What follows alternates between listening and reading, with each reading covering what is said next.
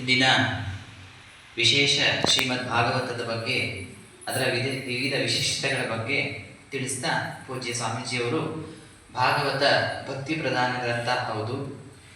ಭಾಗವತ ನಾವು ಭಾರತೀಯ ಪರಂಪರೆಯಲ್ಲಿ ಓದ್ತೇವೆ, 4 ಪುರುಷಾರ್ಥಗಳನ್ನು ಮಾತ್ರ ನಾವು ಗಮನಿಸ್ತೇವೆ.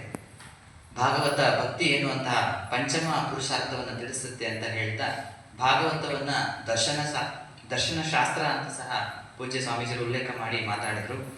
ವಿಶೇಷವಾಗಿ ಶ್ರೀಮದ್ ಭಾಗವತದಲ್ಲಿ ಬರುವಂಥ ಉದ್ಧವ ಗೀತೆಯ ಬಗ್ಗೆ ಉಲ್ಲೇಖ ಮಾಡ್ತಾ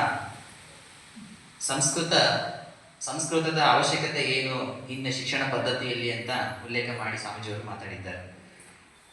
ಸ್ವಾಮೀಜಿಯವರು ಸಂಸ್ಕೃತದ ಬಗ್ಗೆ ಹೇಳ್ತಾ ನನಗೊಂದು ಅನಿಸ್ತಾ ಇತ್ತು. ನಾವು ನಿನ್ನೆ ಮತ್ತೆ ಮೊನ್ನೆ ಸ್ವಾಮಿ ನಿರ್ಭಯಾಂಜಿಯವರು ಉಪನ್ಯಾಸದಲ್ಲಿ ಮಾತಾಡ್ತಾ ಅದನ್ನೇ ಹೇಳ್ತಾ ಇದ್ರು. ಯಾಕೆ ನಮ್ಮ ಮಕ್ಕಳು ಕೆಟ್ಟ ಹೋಗ್ತಾ ಇದ್ದಾರೆ ಅಥವಾ ಓದಿದ್ದು ಒಳಗಡೆ ಹೋಗ್ತಾ ಇಲ್ಲ ಅಂತಂದ್ರೆ ನಮ್ಮ ಶಿಕ್ಷಣ ಪದ್ಧತಿ ಮಾತೃಭಾಷೆಯಲ್ಲಿ ಸಿಗ್ತಾ ಇಲ್ಲ. ಯಾವುದೋ ಆಂಗ್ಲ ಭಾಷೆಯಲ್ಲಿ ನಾವು ಓದ್ತಾ ಮಕ್ಕಳಿಗೆ ಅದೇ ಏನೇನೋ ಮಾಹಿತಿಯನ್ನು ತುಂಬ್ತಾ ಇದೆ ತಲೆ ಒಳಗೆ. ಆದರೆ ನಮ್ಮದೇ ಒಂದು ಭಾರತೀಯ ಭಾಷೆಯನ್ನ ಒಂದು ಮಾಧ್ಯಮವನ್ನು ಮಾಡಿದ್ರೆ ಆಮೇಲೆ ಎಷ್ಟೊಂದರ ಶಾಸ್ತ್ರ ಗ್ರಂಥಗಳು ಸಂಸ್ಕೃತದಲ್ಲಿದೆ. ಹಾಗಾಗಿ ಆ ಥರದ ಶಾಸ್ತ್ರ ಗ್ರಂಥಗಳನ್ನು ತಿಳ್ಕೊಬೇಕಾದ್ರೆ ಅನಿವಾರ್ಯವಾಗಿ ಸಂಸ್ಕೃತವನ್ನು ಓದಬೇಕು, ಅಧ್ಯಯನ ಮಾಡಬೇಕು. ಹಾಗಾಗಿ ಸಂಸ್ಕೃತ ಭಾಷೆಯನ್ನ ಒಂದು ಕಡ್ಡಾಯ ಭಾಷೆಯಾಗಿ ನಾವು ಶಿಕ್ಷಣ ಪದ್ಧತಿಯಲ್ಲಿ ಅಳವಡಿಸಬೇಕು ಅಂತ ಒಂದು ಸೂಕ್ಷ್ಮತೆಯನ್ನು ತಿಳಿಸ್ಕೊಟ್ಟಿದ್ದಾರೆ ಪೂಜ್ಯರು. ಶಾಸ್ತ್ರಗಳ ಪ್ರತಿರೂಪ ಶ್ರೀರಾಮಕೃಷ್ಣ ಅಂತ ಹೇಳಿದ್ದಾರೆ.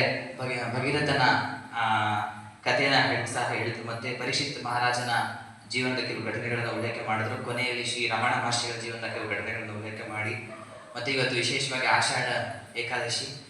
ಹಾಗಾಗಿ ಇವತ್ತು ನಾಮ ಸಂಕೀರ್ತನೆ ಮಹತ್ವವನ್ನು ಪೂಜ್ಯರು ವಿಶೇಷವಾಗಿ ತಿಳಿಸ್ಕೊಟ್ರು.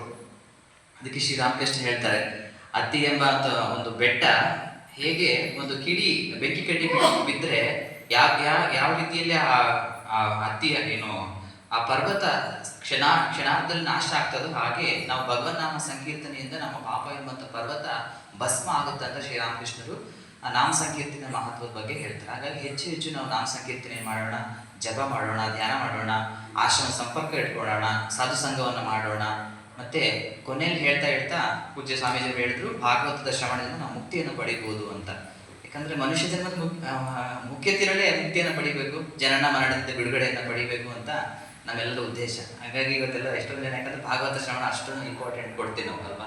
ಎಷ್ಟೇ ಒತ್ತಡ ಇದ್ರೂ ನಾವು ಆಶ್ರಮಕ್ಕೆ ಬಂದು ಭಾಗವತ ಶ್ರವಣ ಮಾಡಬೇಕು, 7 ದಿನ ಭಾಗವಹಿಸಬೇಕು ಅಂತ ನಾವು ಒಂದು ಪಣ ತೊಟ್ಟು ಬರ್ತಾ ಇದ್ದೀವಿ. ಹಾಗಾಗಿ ಭಾಗವತದ ಶ್ರವಣದಿಂದ ಅಧ್ಯಯನದಿಂದ ನಾವು ಮುಕ್ತಿಯನ್ನು ಖಂಡಿತವಾಗಿ ಪಡಿಬಹುದು ಅಂತ ಹೇಳ್ತಾ ಈ ಎಲ್ಲ ವಿಚಾರಗಳನ್ನ ಪೂಜ್ಯ ಸ್ವಾಮೀಜಿಯವರು ತುಂಬ ಅದ್ಭುತವಾಗಿ ವಿವರವಾಗಿ ಕಟ್ಕೊಟ್ಟಿದ್ದಾರೆ. ಯಾಕಂದ್ರೆ ಸಮಯದ ಪರಿಮಿತಿಯಲ್ಲಿ ಸ್ವಾಮೀಜಿಯವರು ಎಷ್ಟಾಗ್ತದೆ ಅಷ್ಟು, ಯಾಕಂದ್ರೆ ತುಂಬಾ ಅಪಾರವಾದ ವಿಚಾರ ಆಗಿದೆ. ಒಂದು ಸಮಯದ ಆ ಪರಿಮಿತಿಯಲ್ಲಿ ಪೂಜ್ಯ ಸ್ವಾಮೀಜಿಯವರು ತಿಳಿಸ್ಕೊಟ್ಟಿದ್ದಾರೆ. ಪೂಜ್ಯ ಸ್ವಾಮೀಜಿಯವರಿಗೆ ಆಶ್ರಮದ ಪರವಾಗಿ ಮತ್ತು ವೈಯಕ್ತಿಕವಾಗಿ ಮತ್ತು ಎಲ್ಲ ಸದ್ಭಕ್ತರ ಪರವಾಗಿ ಅನಂತ ಧನ್ಯವಾದಗಳೊಂದಿಗೆ ಕೃತಜ್ಞತೆಗಳು ಸಲ್ತವೆ. ಭಕ್ತಿಪೂರ್ವಕ ಪ್ರಣಾಮಗಳನ್ನು ಸಲ್ಲಿಸ್ತೇನೆ. ಪೂಜ್ಯ ಸ್ವಾಮೀಜಿಯವರಿಗೆ ನಮ್ಮ ಆಶ್ರಮ ಸದ್ಭಕ್ತರಾದಂತಹ ಬಸವರಾಜಪ್ಪ ಅವರು ಬಂದು ಕಿರುಕಾಣಿಕೆಯನ್ನು ಅರ್ಪಿಸಬೇಕಾಗಿ ವಿನಂತಿಸಿಕೊಳ್ಳುತ್ತೇನೆ. ಪೂಜ್ಯ